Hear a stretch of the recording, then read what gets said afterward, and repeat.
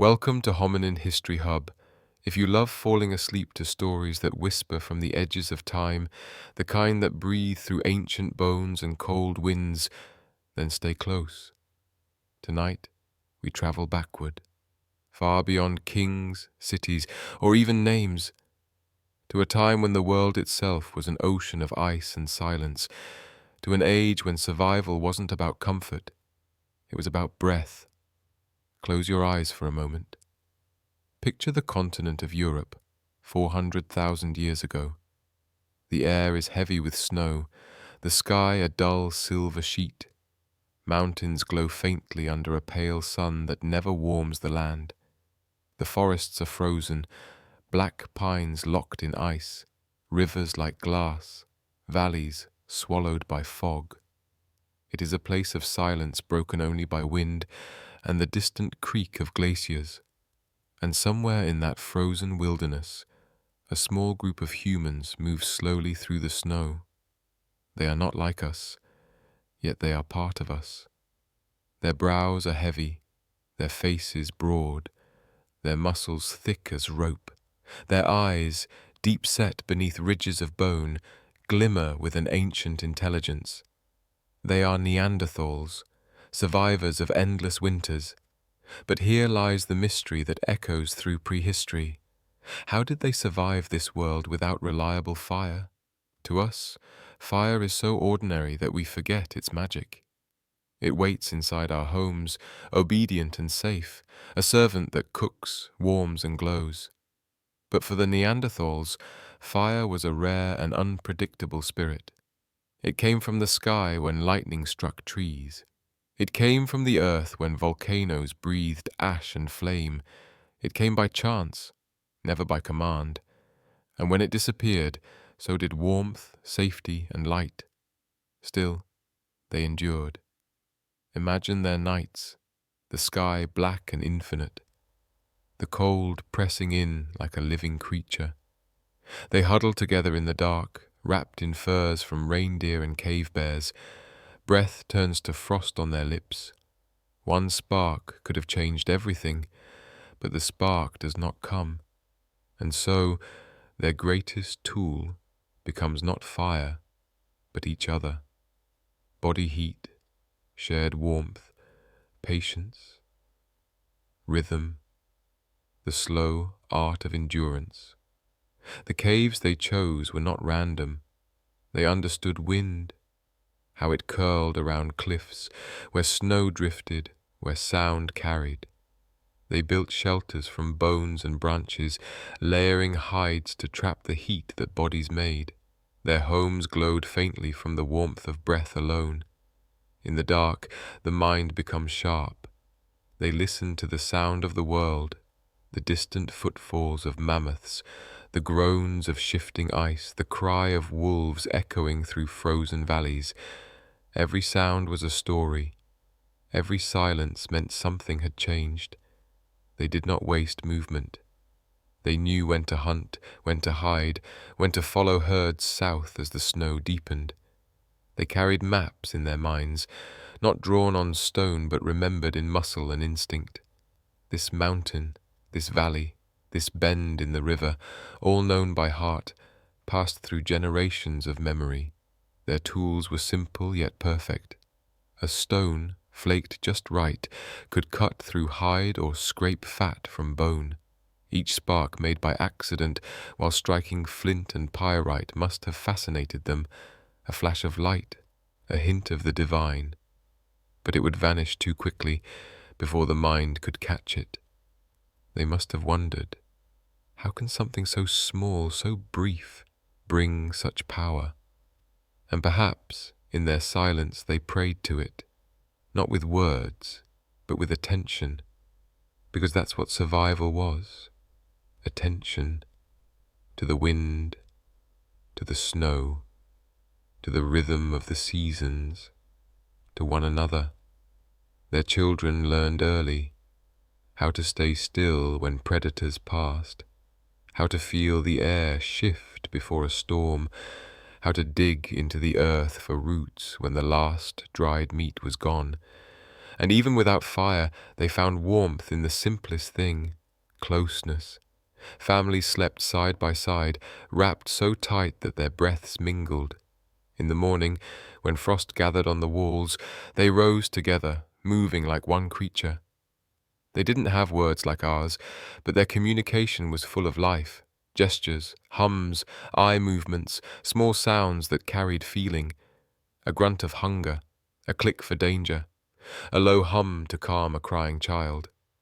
Those hums, soft and rhythmic, may have been the first human music. It wasn't meant to entertain, but to survive. A sound to remind one another, we are still here, we are still warm. Without firelight, darkness became a teacher. They saw in shadows what we can't. They moved with night, not against it.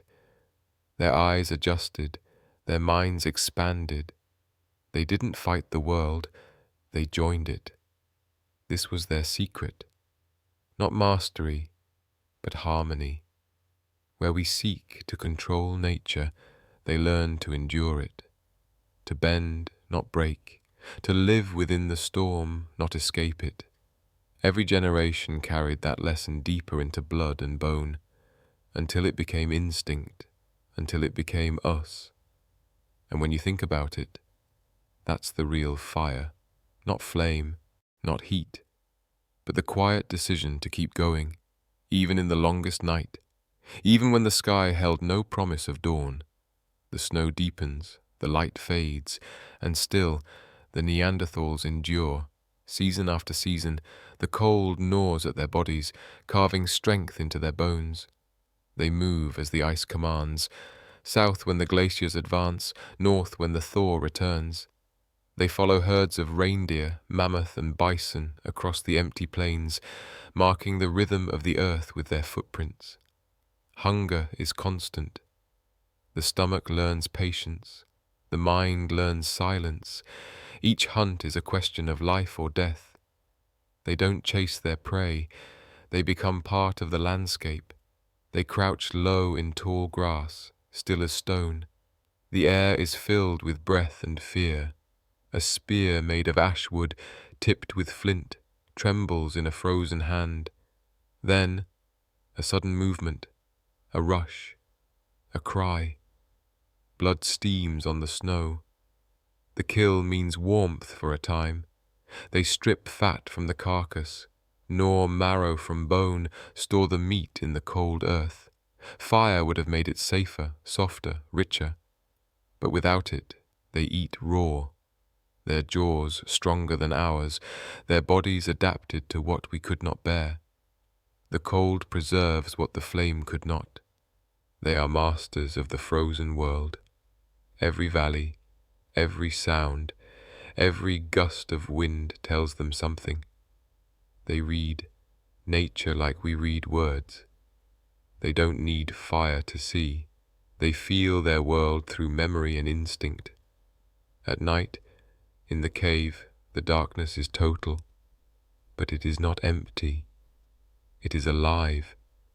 The soft breath of the sleeping, the gentle shifting of fur, the crack of distant ice echoing through stone, and beneath all of it, a heartbeat, steady, unbroken. Sometimes lightning lights the world for an instant. A storm passes, a tree ignites. They know the smell. The glow in the distance calls to them, the forbidden sun. They approach carefully, terrified yet drawn. The heat stings their skin, but they can't look away. It moves like an animal, alive and wild. When the tree burns out, they carry the charred branches back to their shelter. They try to feed the dying glow, blowing gently, laying dry moss. Sometimes it works, for an hour, sometimes for a night.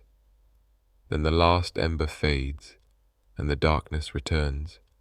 In those moments, they must have wondered if fire was a living thing, a spirit that visited when it pleased and vanished without reason. Maybe they even gave it a name, one we will never know. For generations, they lived between these visits, Children grew old without ever seeing flame. Others, born under a storm's glow, spent their lives remembering it, the warmth, the light, the sound. To them, it was a memory turned myth. But the Neanderthal mind was not still. Inside those heavy skulls burned curiosity, the same spark that would one day shape the world. They struck stones together, not to make fire, but to make tools. And in those moments, sparks flew, tiny, bright, useless things, until one day, by chance, one fell on dry grass. And for the first time, maybe, someone saw the spark catch. It hissed, flickered, grew. A fragile miracle in trembling hands. They learned slowly, painfully. Sometimes it worked, sometimes it didn't. Rain killed it, wind devoured it, but over time they understood that within the stones lay the sleeping sun. Still, it wasn't reliable. It couldn't always be made, couldn't always be kept. And so they continued to live in a rhythm of fire and dark, brief moments of light surrounded by ages of night, but that was enough to change them. Because once you've seen light, you remember it. Once you've felt warmth, you long for it. And that longing becomes evolution. Their hands changed, more precise, more skilled. Their tools grew finer. Their minds expanded. They began to plan not just for the day, but for the season ahead. They learned to think in time, to imagine a future. And when the next generation was born, that knowledge passed on, not by words, but by habit. Children watched their elders strike stones together, saw the spark, the smoke, the fragile birth of flame. They learned not what to do, but how to wait, how to try again and again. Patience was their greatest invention, because survival in a frozen world isn't about conquest, it's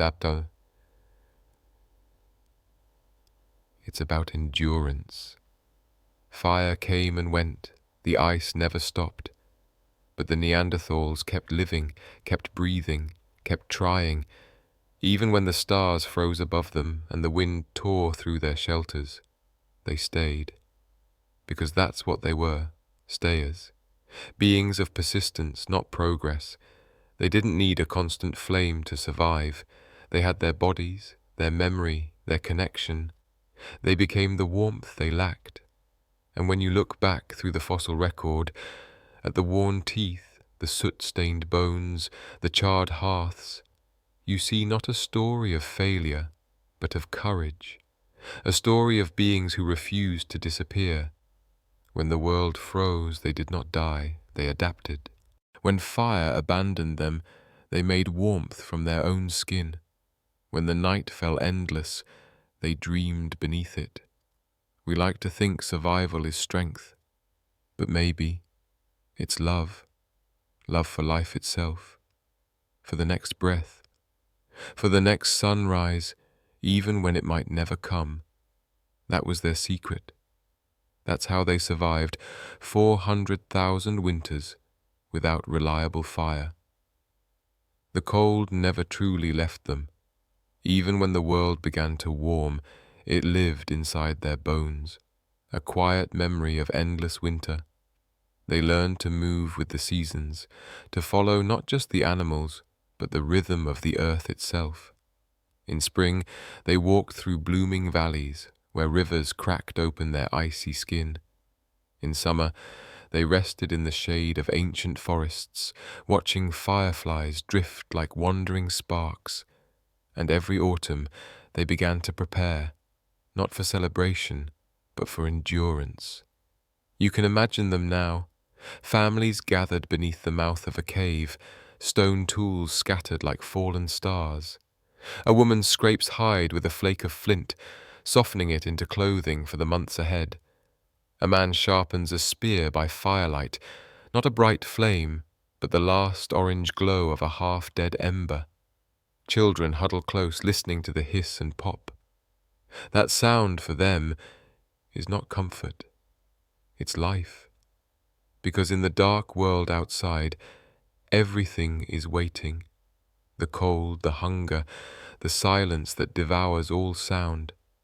But inside the cave for a few brief hours, there is warmth, there is color, there is a reason to stay awake just a little longer. Some scientists say they never fully mastered fire, that it flickered in their lives the way lightning flickers across the horizon, powerful but unpredictable. And maybe that's true. But there's something beautiful about that uncertainty, because it means they didn't take it for granted. Each time it burned, it was a miracle, a fleeting gift, and so they treated it with reverence, not as a tool, but as a visitor. You can almost feel the ritual in their movements, a circle drawn in the dirt, a slow feeding of dry moss and bone, a shared breath to wake the embers. And when the flame finally rose, every face around it turned gold. No one spoke. They didn't need to. Fire spoke for them, in crackles, in warmth, in shadows that danced across stone. Those shadows became their first storytellers. When they painted the walls of caves, they painted in flickering light. The animals seemed to move, a herd running, a mammoth falling, a handprint reaching through time, and maybe behind each brushstroke there was gratitude, not just for survival, but for sight. Because light is the first step to imagination. That's how consciousness grows, one reflection at a time. You see fire and you see yourself within it. You begin to wonder where warmth comes from, why it leaves, and what else might live in the dark beyond the flame. Perhaps they whispered to it. Perhaps they gave it offerings, a scrap of fat, a splinter of bone, a whispered thought, something to keep it alive.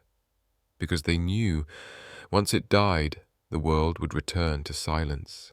The wind would take over again, and they would be small once more. It's strange to think that in those moments, huddled against the cold, the Neanderthal mind might have taken its first steps towards something sacred, the first breath of religion, the first flicker of awe, not toward gods in the sky, but toward forces they could feel, the cold that killed, the flame that saved, the sky that changed everything. They didn't yet have myths or words for it, but the feeling was there, that quiet trembling in the soul when something beyond you moves, something you can't control but must respect. Fire for them was both creation and destruction. It gave life and took it. And in that balance they learned humility, a trait rare in the animal world. They began to live not against nature but within it. Their survival wasn't dominance, it was partnership, a slow dance between warmth and frost, hunger and plenty, fear and awe. When you look at their remains, you can see it in their bones. The injuries healed, the old cared for, the children buried with tenderness. They loved, they remembered, they mourned. These were not mindless brutes. They were people, just different enough to remind us how fragile humanity really is. And when we ask how they survived 400,000 winters, the answer might not be found in their tools or shelters or diets. It might be found in the quiet strength that comes from staying, from facing the cold again and again and still choosing to live. Because survival, at its core, is not invention. It's devotion to family, to memory, to the warmth that flickers, no matter how faint. But warmth never lasted forever. Every ember eventually dimmed, every spark turned to ash. And when the last orange light faded, the world grew vast again, a black ocean of wind and frost. The Neanderthals had learned to live with that darkness. They had to. Fire was not a promise, only a possibility. It might appear in a thunderstorm, or in the smouldering remains of a forest struck by lightning.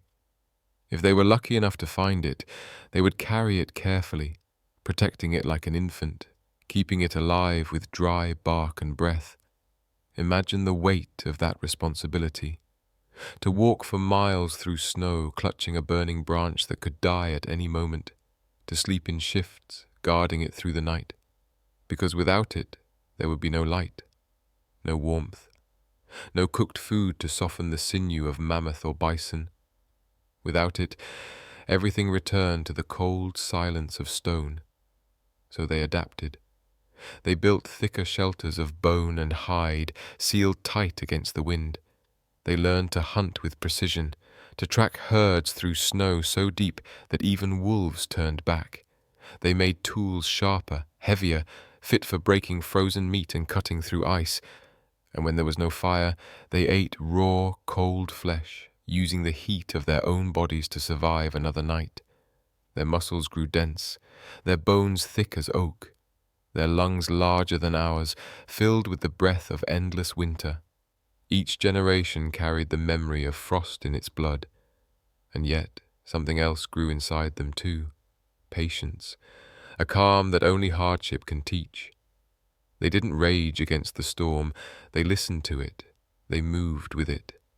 In time they became part of the landscape itself, silent, enduring, ancient. There's a strange comfort in that image. A small group gathered beneath a cliff, snow piled high outside, while inside time slows to a whisper. One of them hums softly, a tune without words, just rhythm and breath. A child stirs in a bed of furs. The old stare at the dark mouth of the cave, remembering a time when fire still glowed there. They didn't have stories written in words, but they had gestures, touch, glance, silence, a language that doesn't need sound. If you stood beside them then, you might realize how familiar it feels. The ache of hunger, the need for warmth, the hope that morning will come. Those things never changed, and so, winter after winter, they kept moving, not chasing comfort, but survival. Their tracks crossed Europe and Asia, carved through forests, valleys, mountains, frozen plains, always moving, always enduring. Then, somewhere in time, another kind of human appeared, not stronger, not smarter in every way, just different. They came from the south, from places where warmth was not a luxury. They carried fire with them, not as a miracle, but as a habit. Where Neanderthals still worshipped flame, these newcomers controlled it. They built hearths that never died. They learned to make sparks from stone, and with that small trick, everything changed.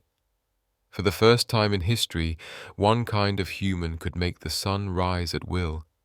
Neanderthals watched from the forests and caves. They saw smoke in the distance and followed its trail. And maybe, for the first time, they realized what they were losing. But even then, they didn't vanish overnight. They shared. They traded tools, gestures, warmth. Sometimes they shared more than that. They shared blood. Because in our DNA, in the quiet code inside every cell, there are traces of them still. When you shiver, when you feel cold deep in your bones, when winter wind makes you long for warmth, that memory is theirs. 400,000 winters carved it into us. We didn't just descend from them, we remember them. They are the whisper in the marrow that says, keep going. They are the ancient rhythm that beats slower, deeper, reminding us that survival is not comfort, it's endurance. And though the last of them disappeared 40,000 years ago, their legacy never truly died. It burns quietly in every fire we make, in every night we survive, in every story we tell to keep the darkness away. Because the truth is, we didn't invent survival, we inherited it from those who faced the cold without fire and still chose to live. Even now, when the wind rattles against your window and winter wraps itself around your home, somewhere deep inside you, an echo stirs. It's not fear, not exactly. more like a memory of what it once meant to survive without walls, without fire, without certainty. You pull a blanket closer. You feel the hum of electricity, the soft warmth of light. You are safe, but something in your blood remembers the dark. That's the gift they left us. A quiet awareness that warmth is precious, that every spark, every meal, every gentle touch of comfort is a small defiance against a world that was once colder than imagination itself. When you think of the Neanderthals, don't see them as lost. See them as the first dreamers of endurance, beings who faced a world that wanted them gone and refused to yield. For 400,000 winters, they stood between life and extinction, guided only by instinct, courage, and the faint glow of dying embers. Imagine a night toward the end, snow drifting through a broken cave mouth, an old Neanderthal woman sitting near a stone wall, her hands folded, her breath slow. The fire has gone out hours ago. Around her, silence, except for the wind whispering through bones. She doesn't call for help. She closes her eyes and listens. And maybe, in her final moments, she sees every flame that ever burned before her, each one small, each one fleeting. But together, they light the whole story of humankind. Because that's what fire truly is. Not heat, not light, but connection. Every time it burns, it carries a memory of every hand that ever reached toward it, every soul that ever sat beside it in the dark. When you stare into a flame, you're staring through time itself. You can almost feel them there, Neanderthals huddled against the cold, watching sparks rise into the night sky. They couldn't keep those sparks forever, but they sent them upward, into the future, into us. And now, each time you light a candle, each time you sit beside a campfire or watch the glow of a screen, you're continuing their ritual. You're keeping the ember alive. That's how they survived those 400,000 winters, not through mastery, but through devotion, not through invention, but through endurance. They didn't conquer nature, they cooperated with it. They learned its rhythms, feared its power, and still dared to exist within it. There's something profoundly human in that, because all of us, even now, are still learning the same lesson. We still chase warmth, we still gather around light, we still tell stories to outlast the dark. Maybe that's the true fire, the one they handed us without even knowing. The fire of memory, the fire of meaning, the fire that says, even in the coldest night, keep the story burning. So when the night grows long and silence fills the room, remember them, the ancient ones, the patient ones, the quiet survivors who walked before us. They endured 400,000 winters without reliable fire, and somehow, in that endurance, they taught the rest of us how to live.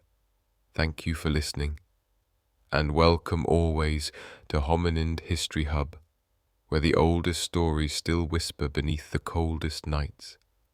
When the last light faded and the cold began to move again, there was no panic, no sudden rush, no desperate scramble. The Neanderthals simply adjusted, as they had always done. They drew their furs closer, leaned into one another, and waited for the air to still. They had no calendars, no sense of time the way we do. To them, days were not counted, they were felt. The weight of frost on the skin, the silence of a frozen dawn, the slow return of breath when the wind eased. Their world was made not of minutes, but of moments. And in those moments, they built something that would outlast every tool and every fire they ever made. Patience. They had patience with hunger, patience with night, patience with a world that never promised mercy. Sometimes, in the depths of winter, The air was so still that sound itself froze. You could hear your own heart, slow and deliberate, beating against the cold. Somewhere outside, an ice-crusted branch would snap, and that single sound would carry for miles. It was a world of echoes, each life a small vibration against the vastness of the earth. But that vastness didn't crush them. It shaped them. It taught them that even the smallest warmth, a touch, a spark, a breath, could be enough to endure. They had no words for hope, but they lived it. Each morning they rose again. Each step they took into the snow was hope made flesh. When the snow grew too deep, they carved tunnels through it. When the rivers froze, they broke ice with stone. When the winds howled, they turned their backs to it and leaned together, a living wall against the storm. They didn't fight the earth, they listened to it. They learned where the mammoths traveled, how the wind changed before snow, how the air smelled before thaw. They read the land like scripture, one written in wind and bone. At night, when the world turned to shadow, they would gather in silence. The young would sleep. The elders would stare into the dark, seeing things no one else could see. Memory, dream.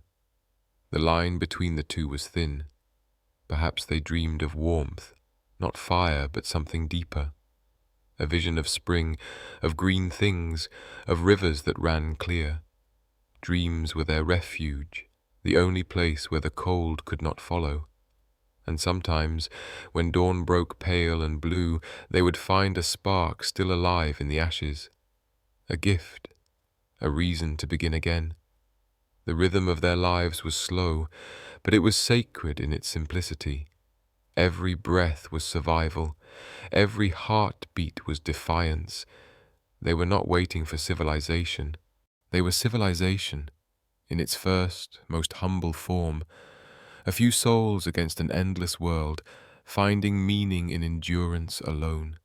Thousands of generations lived and died like this, each one adding a whisper to the story of humankind, each one leaving something unseen, a trace in the soil, a mark on the stone, a fragment of DNA that would one day wake again in us.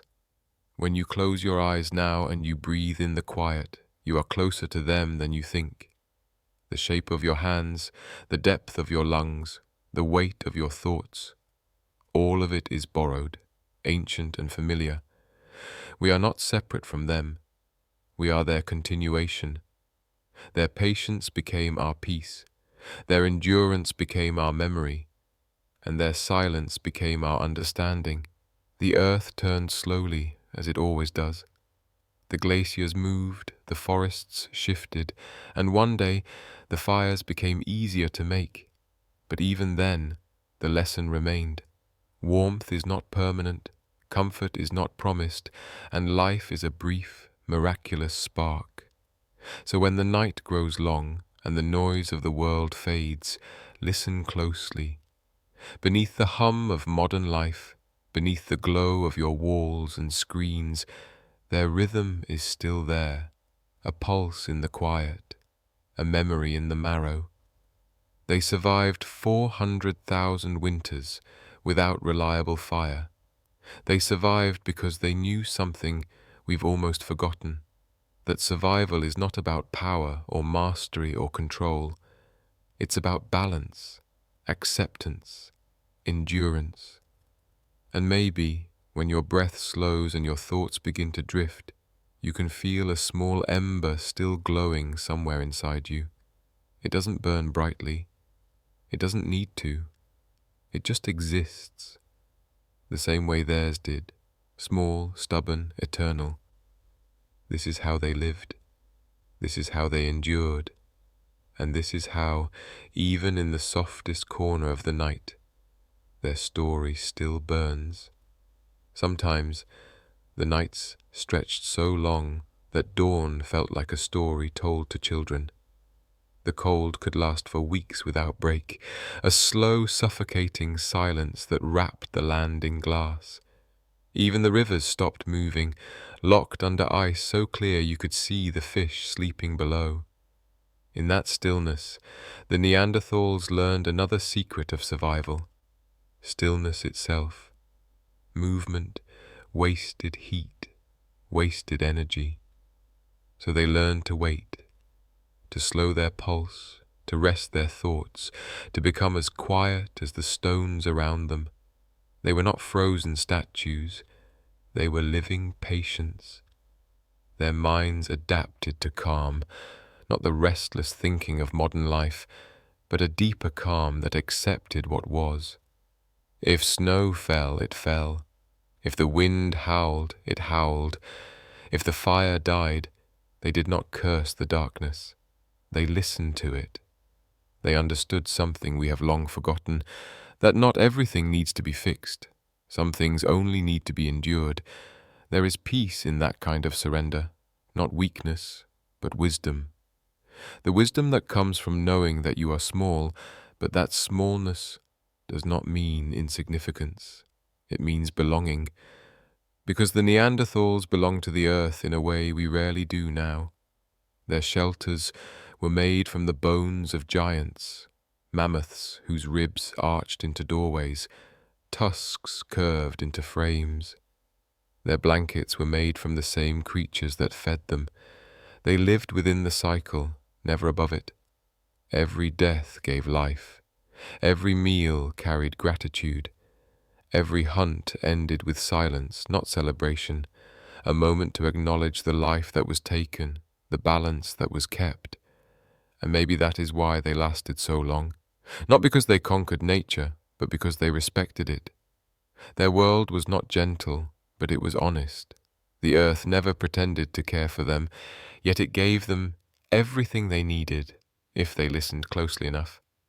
You can almost imagine the soundscape of their existence, the distant trumpeting of mammoths moving through the valley, the deep creak of frozen trees, the low hum of wind rolling through a cave's throat, and beneath it all, the slow rhythm of breath. That was their music, the song of endurance. On some nights, when the stars burned fiercely in the black sky, they would step outside and look up.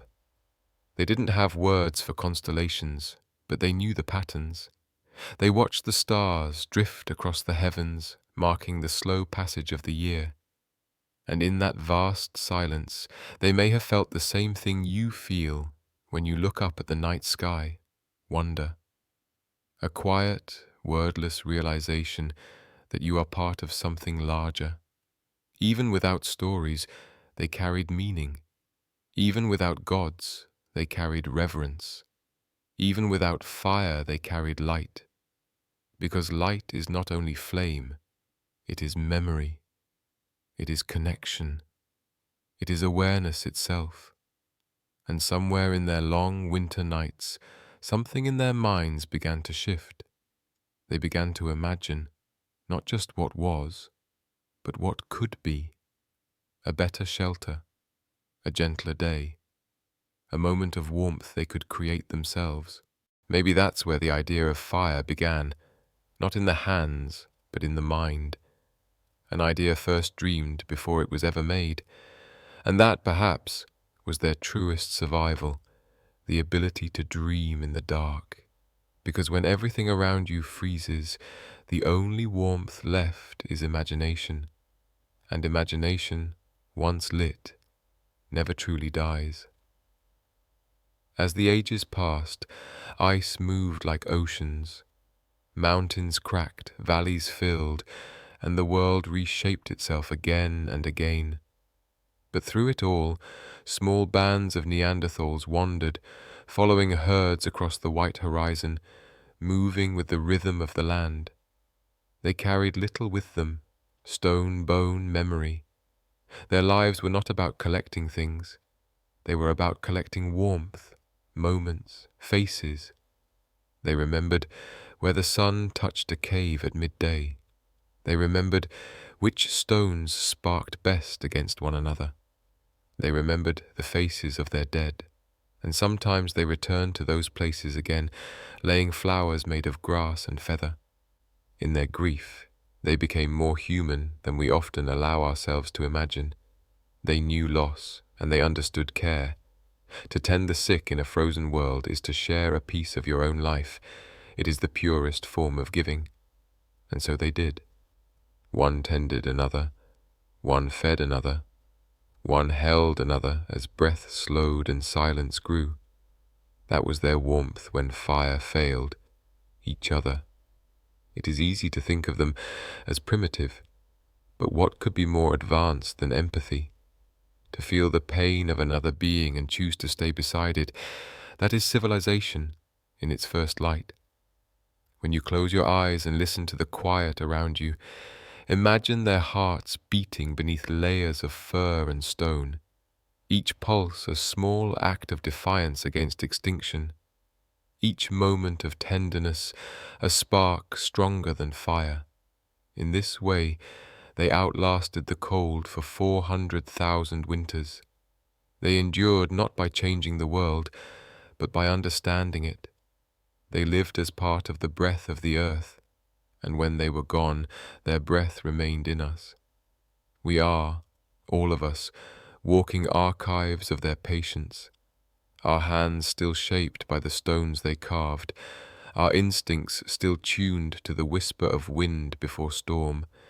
Even our quiet longing for light in the dark is their memory, speaking through us.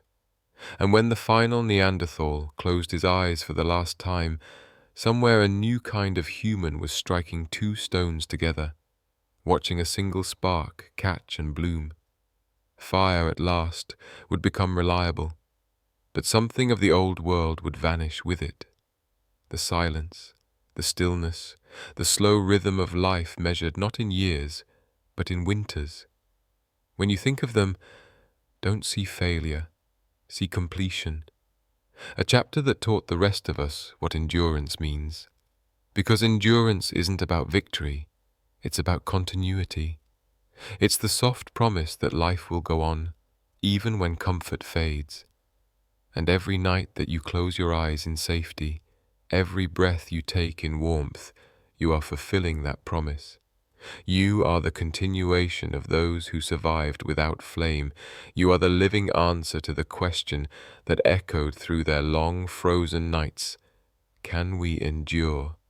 Yes, we did, because they did first. And so, their story never really ends.